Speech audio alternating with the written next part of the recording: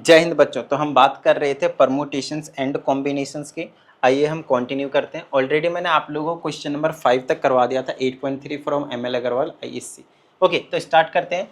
हमसे कहा जाता है क्वेश्चन नंबर 6 में, in how many ways can 6 women draw water from 6 taps if no tap remains unused. ठीक है, तो ध्यान समझिएगा। कहा जाता है 6 टैप्स हैं, एक टैप मान लिया, ये दूसरा मान लो, ये तीसरा मान लो, ये चौथा मान लो, ये पांचवा मान लो और ये छठा मान लो। 6 टैप्स हैं।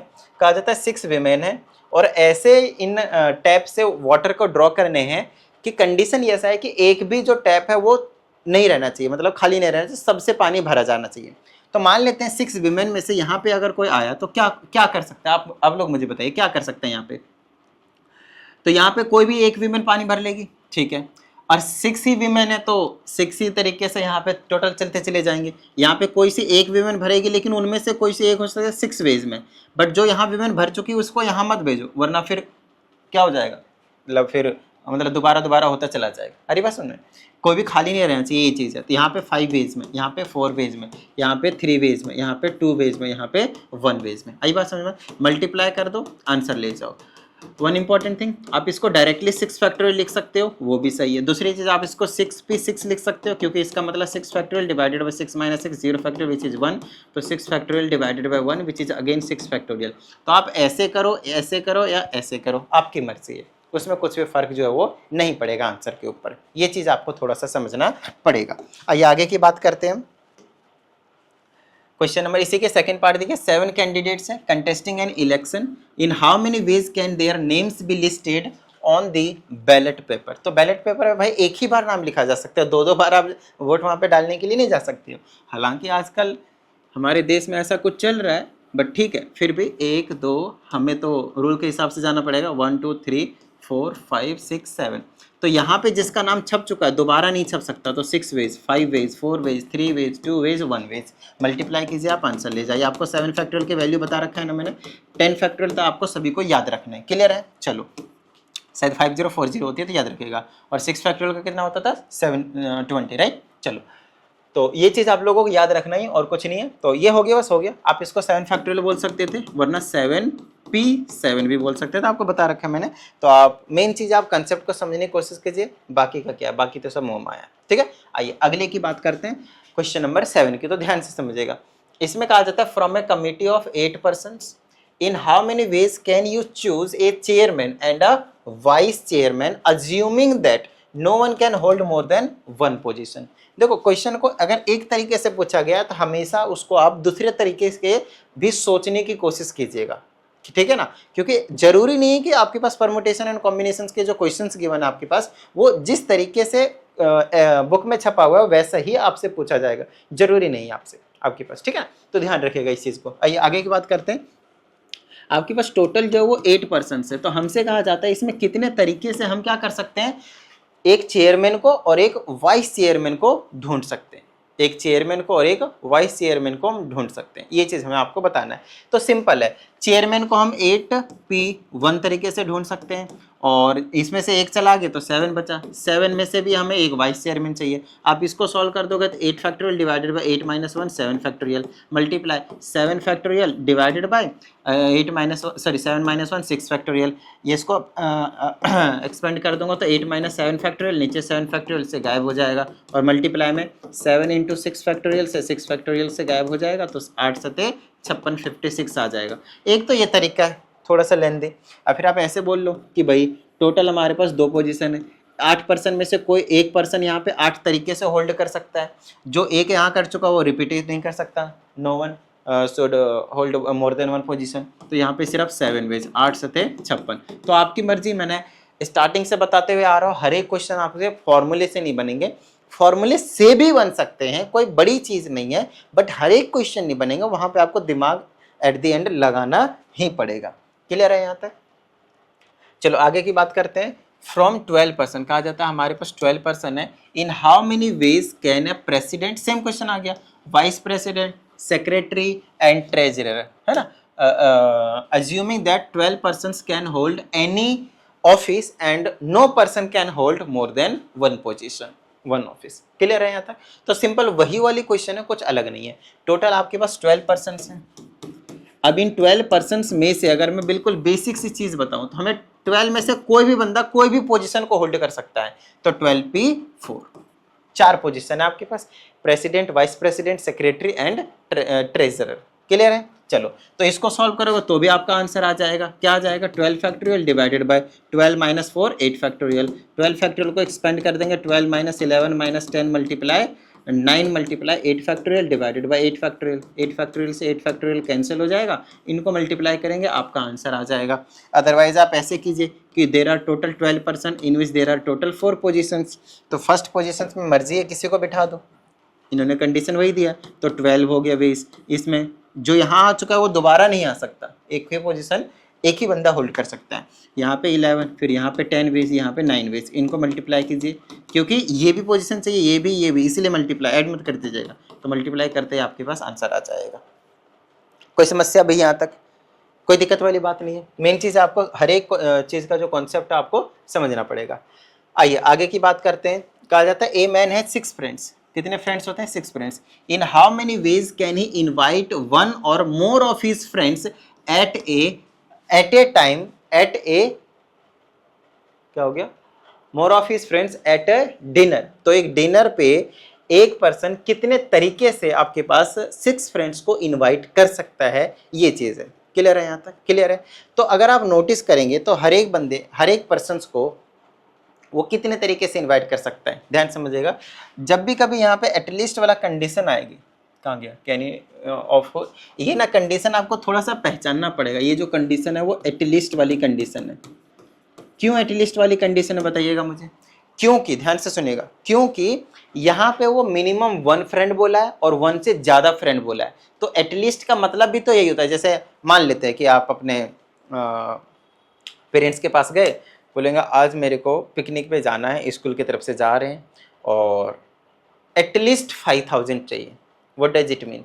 जब आपने एटलीस्ट वर्ड लगा दिया तो आपने बोला भाई ये मिनिमम अमाउंट है, इतना तो मेरे को चाहिए ही चाहिए, अगर आप इससे ज़्यादा दे दो तो बहुत बढ़िया। तो आपने एक कंडीशन दे दी वहाँ कि एटलीस्ट 5000 चाहिए। तो यहाँ पे भी तो वही बोला है कि वो इन्वाइट कर सकता है 1 और 1 से ज़्यादा फ्रेंड को, एक या फिर एक से ज़्यादा फ्रेंड को। इस वाले कंडीशन के लिए मैं प्रूफ कराऊंगा मैं आगे चल के, जब आपको कॉम्बिनेशन वाली चीज़ें पढ़ा दूंगा। बट फिलहाल जब भी कभी आपको एटलीस्ट वाली कंडीशन मिले तो उसमें आइडेंटिटी लगा देना 2 की पावर n-1 और कुछ नहीं। अब ये इसका मैं फॉर्मूला भी बताऊंगा कहाँ से आता है, कैसे आता है। फिलहाल 2 की पावर कितने फ्रेंड्स है? 6 फ्रेंड, तो 2 की पावर 6 माइनस 1, 2 की पावर 6 64 होता है और -1 कितना हो गया आपके पास? 63। तो अभी फिलहाल के लिए आप इतना समझ लो और कुछ नहीं। क्लियर है? या फिर आप इसको समझने के लिए ऐसे बोल सकते हो, एक फ्रेंड को इनवाइट कर सकता है 2 तरीके से, कर सकता है नहीं कर सकता है उस वे में 2 मल्टीप्लाई 2 मल्टीप्लाई 2 मल्टीप्लाई 2, या फिर अगर वो चाहता है कि वो किसी को इनवाइट करे ही ना तो वो एक ही तरीके से कर सकता है, तो वो माइनस कर दोगे। तो ये टोटल इनवाइट करने वाला पूछा गया, इसलिए इनवाइट ना करने वाला माइनस कर दिया जाएगा। समझ में आई इतनी बात? तो ऐसा भी आप कर सकते हो, कोई बड़ी चीज़ नहीं है। ठीक है, चलिए आगे की हम बात करते हैं। There are total 8 true false statements in a question paper. How many sequences of answers are possible? अब यहाँ पे बिल्कुल सेम ही चीज़ है, बट इसमें कंडीशन नहीं दे रखा कि भाई माइनस वाइनस करना है, एटलीस्ट वाली condition. Total 8 true false question है, 8 ट्रू फॉल्स क्वेश्चन है, 8 है। तो हर एक के लिए कितनी आपके पास पॉसिबिलिटी होंगे बताना मेरे को? 1 2 3 4 5 6 7 8 होंगे। एक के लिए ट्रू फॉल्स या तो ट्रू हुआ या तो false, 2 ways 2 ways 2 ways 2 ways 2 2 2 2, सबको मल्टीप्लाई कर दो 2 की पावर 8। आई बात समझ में? 2 की पावर 8 कितना होता है? 256। So that's your answer. Clear है? चले आगे। आइए क्वेश्चन नंबर 8 की हमने बात कर ली, अब हम बात करेंगे क्वेश्चन नंबर 9 की। ध्यान से समझते जाइएगा, सारी चीज़ें क्लियर होती चली जाएंगी। हमसे कहा जाता है in how many ways 3 different rings can be worn, ये वॉर्म नहीं है, वॉर्न है, वॉर्न मतलब पहना जा सकता है ना। इन 4 फिंगर्स, 4 फिंगर है आपके पास। जैसे ये मेरे पास 4 फिंगर्स है, मेरे पास 3 है, क्या है आपके पास? 3 रिंग है, ठीक है, उनको अपने को पहनने का है 4 फिंगर्स में। विथ एटमोस्ट कंडीशन दिया है 1 इन ईच होगा, ये ईच, 1 इन ईच फिंगर। हर एक फिंगर में आपके पास क्या है? सिर्फ और सिर्फ क्या है आपके पास? एक ही हो सकता है, एक ही पहना जा सकता है, एक से ज़्यादा नहीं। एटमोस्ट बोला, एटलीस्ट नहीं बोला है, एटमोस्ट बोला। अगर एटलीस्ट बोलता तो 4 की पावर 3 हो जाती, 64 हो जाती।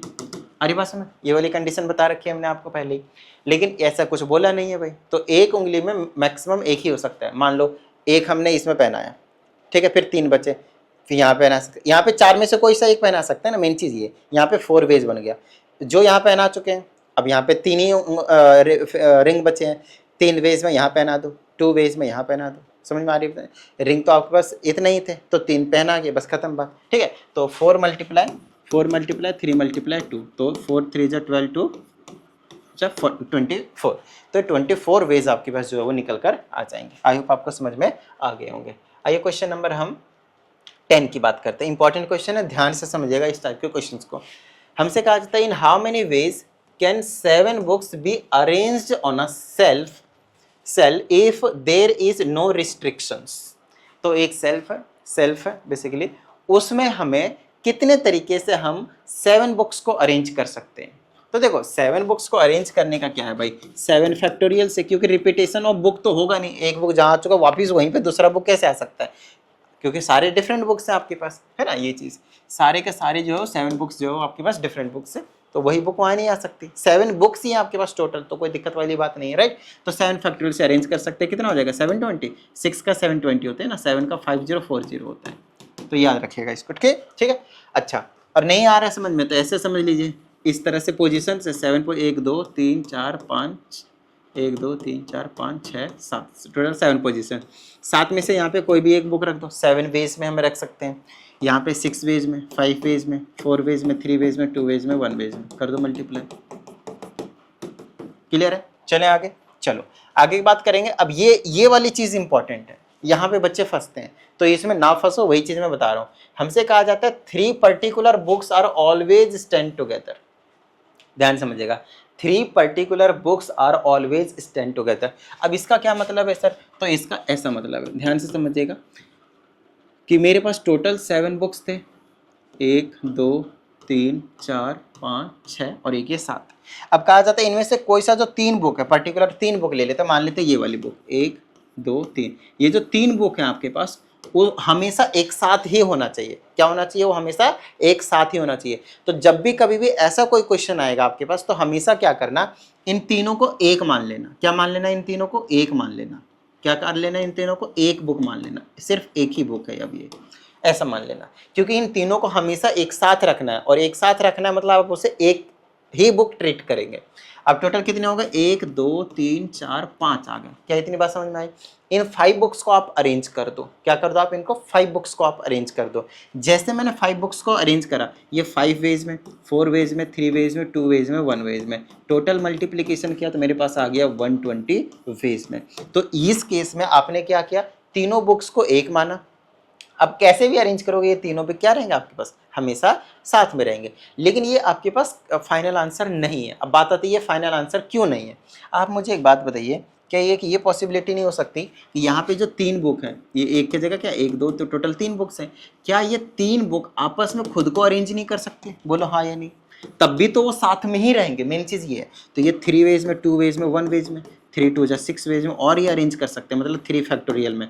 तो इसको 120 को मल्टीप्लाई करना पड़ेगा और 3 फैक्टोरियल से। बोलो हाँ या नहीं।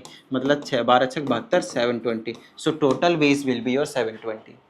तो ये जो चीज़ है वो इंपॉर्टेंट है, ये जो चीज़ है वो आपको समझने की ज़रूरत है। क्लियर है? डन है यहाँ तक? चलिए आगे। चलिए अच्छा, नेक्स्ट क्वेश्चन और है इसी में आपके पास। कहा जाता है इसमें हमसे कि 2 particular books must occupy and the ends. ये इंपॉर्टेंट है, ध्यान समझिएगा। ये पूरा ही क्वेश्चन है आपके पास इंपॉर्टेंट है, ठीक है। अब इसमें हमसे कहा जाता है 2 ऐसे बुक होने चाहिए जो एंड में होने चाहिए, एक यहाँ पे और एक यहाँ पे होने चाहिए। तो आप लोग मुझे बताइए कि ये जो बीच में बचेंगे वो टोटल कितने बुक्स बचेंगे, 5 बुक्स बचेंगे। तो अब जो मुझे अरेंजमेंट करनी है वो इन 5 बुक्स को करना है। फर्स्ट और लास्ट तो फिक्स है आपके पास, लेकिन 2 बुक्स वो आपस में खुद को भी अरेंज कर सकते हैं 2 वेज में। बोलो हाँ या नहीं। या तो ये यहाँ से यहाँ आ जाए, या तो ये यहाँ से आ जाए, ठीक है। या तो ये वाला, मतलब ये यहाँ एक पोजीशन, फिर ये यहाँ चेंज कर लिया तो दूसरा पोजीशन। 2 वेज में ये खुद को भी अरेंज कर सकते हैं, सिंपली 2 फैक्टोरियल। क्लियर है? और अंदर वाले 5 फैक्टोरियल में अरेंज करेंगे। बोलो हाँ या नहीं। और बाहर वाले 2 फैक्टोरियल में। 5 फैक्टोरियल का 120 हुआ और 2 फैक्टोरियल का 2 हुआ, तो टोटल वेज होंगे यहाँ पे, टोटल जो आपके पास तरीके होंगे वो 240 होंगे। बताइए हाँ या नहीं। समझ में आया? ये एक इंपॉर्टेंट था, कंडीशन था। कभी भी एंड पॉइंट्स को करेंगे तो उनको ध्यान रहे, जो छोड़ दिया जाता है ना तो उनको बाद में एक बार फिर से देखना होता है कि हम उनको अरेंज कर सकते हैं या फिर नहीं कर सकते हैं। ठीक है, तो इनका थोड़ा सा ध्यान रखा कीजिए। आइए इस क्वेश्चन की हम बात करते हैं। इस क्वेश्चन की अगर हम बात करें तो ये भाई ठीक है, कहा जाता था एडजेसेंट फिगर। ये रहा आपके पास फिगर, मैं इधर बना देता हूँ और थोड़ा सा अच्छे से समझने की कोशिश कीजिएगा। ठीक है, ये वाला क्वेश्चन अच्छे से समझने की कोशिश कीजिएगा। इसमें हिंट भी गिवन है, बट हिंट को गोली मार दीजिए, हिंट से आपको कोई लेना देना नहीं है। चलो भाई, तो इसको ऐसे कर देते हैं, इसको ऐसे कर देते हैं। ऐसा कोई आपके पास फिगर गिवन है, आप साफ साफ देख पा रहे हैं आपके पास टोटल 4 ट्रायंगल्स गिवन है, 4 ट्रायंगल्स आर गिवन। इसमें कहा जाता है कलर्ड यूजिंग 3 डिफरेंट कलर्स। आपके पास 3 डिफरेंट कलर है गिवन। तो एक एग्जांपल ले लेते हैं, एक रेड ले लेते हैं, एक वाइट ले लेते हैं और एक ग्रीन ले लेते हैं। रेड, ग्रीन, वाइट, ये 3 कलर ले लेते हैं। क्लियर है यहाँ तक? रेड, ग्रीन, वाइट, ये 3 कलर लिया है हमने। क्लियर है? अब आगे कहा जाता है in how many ways can this be done so that no adjacent triangle can have the same colour. तो कोई भी अगल बगल वाले, जो एडजेसेंट मतलब अगल बगल वाले के पास सेम नहीं होने चाहिए। क्या सेम नहीं होने चाहिए भाई? तो सेम कलर नहीं होने चाहिए। ठीक है, अब मेरी बात ध्यान से सुनिएगा। अगर मैंने इस वाले में इन तीनों में से कोई सा रख दूं तो क्या मुझे कोई प्रॉब्लम होगी? बताओ मुझे। कोई प्रॉब्लम नहीं होगी भाई। तो यहाँ पे इसके 3 वेज आए। कितने वेज आए? 3 वेज। तो मान लेते हैं कि यहाँ पे कोई सा एक रख सकते हैं। मान लेते हैं कि रेड रख दिया, रेड रख दिया, और क्योंकि इसी के एडजेसेंट में ये वाला ट्रायंगल है तो इसके पास कितनी पॉसिबिलिटी होंगे? जो यहाँ आ चुका है वो यहाँ नहीं आना चाहिए। कंडीशन की है कि एडजेसेंट के पास सेम कलर नहीं होने चाहिए। तो यहाँ पे आपके पास सिर्फ 2 वेज होंगे। बोलो हाँ या नहीं? तो पहले ये, फिर ये और ये करना है। अब आप मुझे बताओ कि इसके कितने तरीके होंगे? इस वाले के आपको लग रहा होगा 2 वेज। गलत जवाब। मेरी बात ध्यान सुनिएगा भाई। हाँ 2 वेज ही तो होगा, सही तो है, 2 वेज ही होगा। देखो इधर ध्यान समझिएगा, जो यहाँ आ चुका है वो यहाँ नहीं आ सकता, इसीलिए यहाँ पे 2 वेज हो गए। अब एक बात बताइए, जो यहाँ आ चुका है वो यहाँ नहीं आ सकता बस। तो टोटल 3 कलर में से यहाँ पे एक कलर आया होगा तो यहाँ पे 2 वेज बचेंगे। और यहाँ पे भी जो यहाँ आ चुका है वो यहाँ नहीं आ सकता। 3 में से कोई सा यहाँ पे आ सकता है, 2 कलर हो सकता है। तो इनको मल्टीप्लाई कर लेंगे। 3 2 जा 6, 2 जा 12, 2 जा 3 दूना 6 दूना 12 दूना 24। तो टोटल आपके पास 24 वेज जो आपको देखने को मिलेंगे। बताइए कोई समस्या यहाँ तक? इजी लग रहा है? बिल्कुल सुपर इजी है। चलो आगे की बात करते हैं, क्वेश्चन नंबर 12 की बात करते हैं। क्वेश्चन नंबर 12 में हमसे कहा जाता है नंबर्ड है चेयर्स के, 8 चेयर है 1 to 8। तो 1 हो गया, फिर 2 हो गया, फिर 3 हो गया, 4 हो गया, 5 हो गया, 6 हो गया, 7 हो गया, 8 हो गया। टोटल 8 चेयर्स हैं। ठीक है, कहते हैं 2 विमेन एंड 3 मेन। 2 विमेन है, 2 विमेन है और 3 मेन है। Wish to occupy 1 chair each.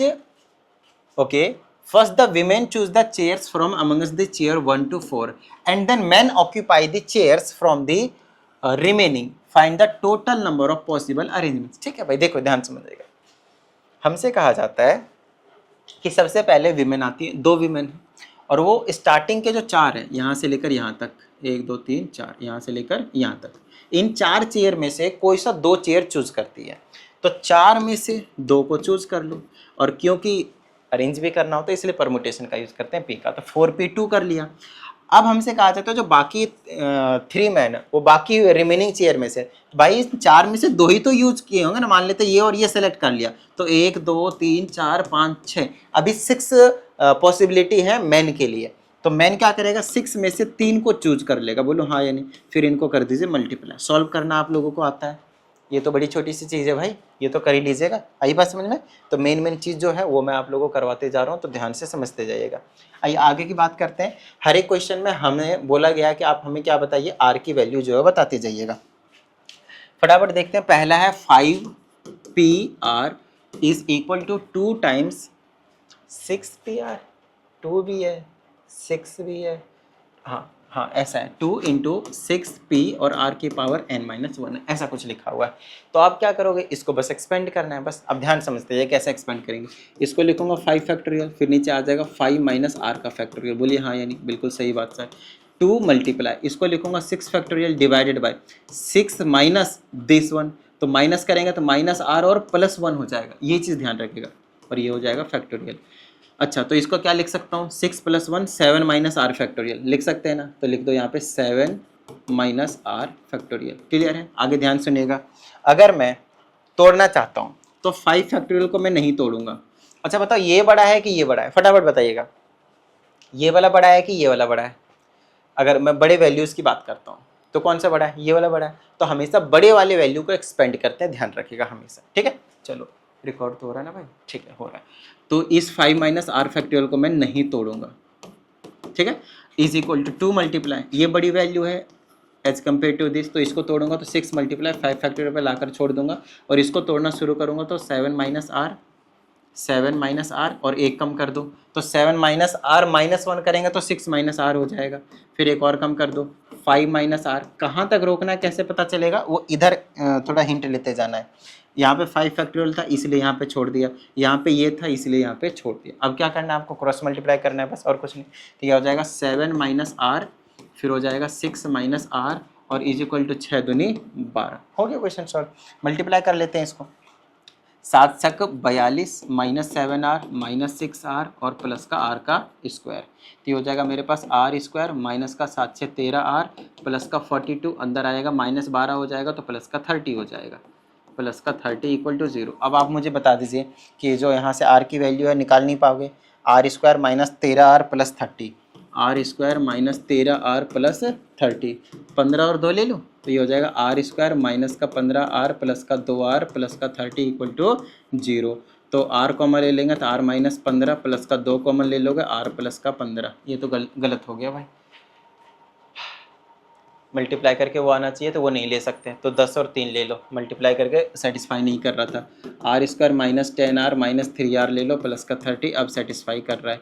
तो आर कॉमन ले लेंगे तो आर -10 हो जाएगा, -3 ले लो कॉमन तो आर माइनस का 10 हो जाएगा इक्वल टू में 0, और आर -10 इक्वल टू 0 हो जाएगा और आर -3 इक्वल टू 0 हो जाएगा।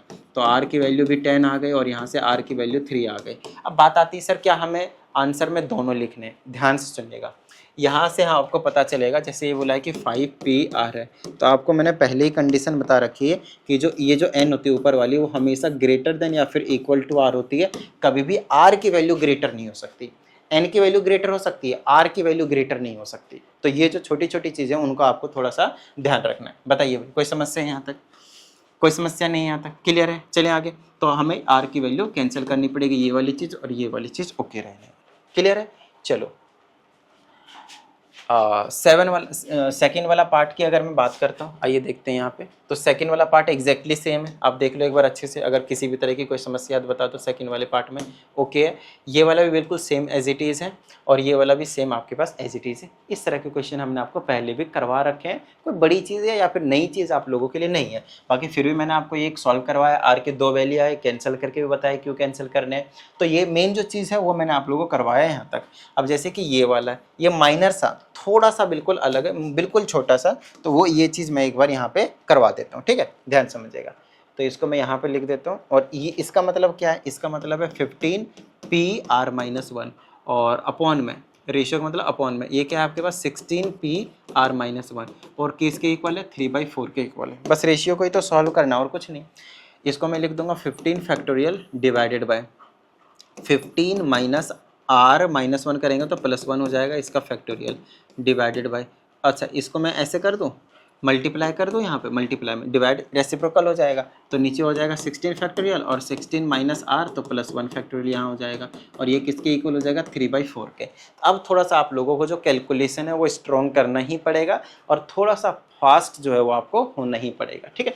चलो इसको लिख देता हूँ मैं 16 माइनस 15 फैक्टोरियल, 16 माइनस 15 फैक्टोरियल और 15 फैक्टोरियल से 15 फैक्टोरियल तुरंत गायब कर दूंगा मैं। अब ध्यान से सुनिएगा, 15 + 1 16 माइनस R फैक्टोरियल है इसका मतलब, ठीक है ना? 16 माइनस R का फैक्टोरियल है, चलो, और ये 16 + 1 17 माइनस R का फैक्टोरियल है, 17 माइनस R का फैक्टोरियल है। तो दोनों में से बड़ा ये है तो बड़ा तो इसी को एक्सपेंड करना पड़ेगा। तो एक बार तो ऐसे ही रख दूंगा 17 माइनस R और दूसरा लिखूंगा 16 माइनस R का फैक्टोरियल, तो इससे ये गायब हो जाएगा। तो मेरे पास बचा 17 माइनस R डिवाइडेड बाय में 16 इज इक्वल टू 3/4। 4 से इसको 4 बार में काट दूंगा तो 17 minus R is equal to 4 × 12 हो जाएगा। तो यह R इधर आ जाएगा तो 12 17 minus 12 is equal to r हो गया, तो आर की वैल्यू आपके पास 12 5 17 5 आ जाएगा। लो भाई आर की वैल्यू 5 आ गई, एक ही वैल्यू आई है तो कुछ टेंशन लेने की जरूरत है ही नहीं आपको। आ रही बात समझ में? तो ये आर की वैल्यू हो गई। बताइए भाई कोई समस्या यहाँ तक क्लियर है? ठीक है। अब इसमें हमसे कहा जाता है, हाँ ये क्वेश्चन नंबर 14 थोड़ा सा डिफरेंट है तो ध्यान से सुनिएगा। कहा जाता है find the number of permutations of the distincts and distinct things are at a time. और ये चीज़ हमने आपको बताया particular things must occur together. इसका फॉर्मूला मैंने बताया था n-1 PR-1, और यहाँ पे R-1 करना होता था तो सॉरी R+1 करना होता था तो R से मल्टीप्लाई करते थे। इधर मल्टीप्लाई करो उधर मल्टीप्लाई करो, कोई दिक्कत वाली बात नहीं है। ठीक है। अब बात आती है कि इस वाले फॉर्मूले का यूज़ करके इसको हमें करना है, लेकिन हमारे पास क्या बोला, 3 थिंग्स टुगेदर बोला है। ये जनरली 1 के लिए होता है, तो 3 थिंग्स टुगेदर करेगा ना, तो इसी फॉर्मूले के अकॉर्डिंग ये n-3 और ये r-3 और इसमें +1 करेंगे तो n-2 हो जाएगा, तो मल्टीप्लाई में n-2। उसके बाद 3 थिंग्स थे तो उनको हम 3 फैक्टोरियल में अरेंज कर सकते हैं, तो ये एक एक्स्ट्रा मल्टीप्लाई में आपको 3 फैक्टोरियल भी करना पड़ेगा। ये जनरल फॉर्मूला ही पूछ रहा था आपसे, लेकिन थोड़ा सा डिफरेंट वे में। ये क्वेश्चन तो मतलब मैं बोलूँगा बिल्कुल बच्चों वाला क्वेश्चन है, ये हमने आपको कई बार करवाया। हर एक लेटर में आप रिपीटेशन है ही नहीं, अभी फिलहाल आपको रिपीटेशन वाले नहीं करवाए जा रहे हैं। कहता है कितने डिफरेंट वे में अरेंज कर सकते हैं कैट्स को। 4 लेटर है तो 4 फैक्टोरियल में, आपको पता है 4 फैक्टोरियल की वैल्यू 3 3 6 6 फैक्टोरियल में, 5 तो 5 फैक्टोरियल में, 1 2 3 4 5 6 7 7 फैक्टोरियल में। पता है आपको ये छोटी छोटी चीज़ है ना। चलो आगे की बात करते हैं, क्वेश्चन नंबर हम 16 की। इसमें हमसे कहा जाता है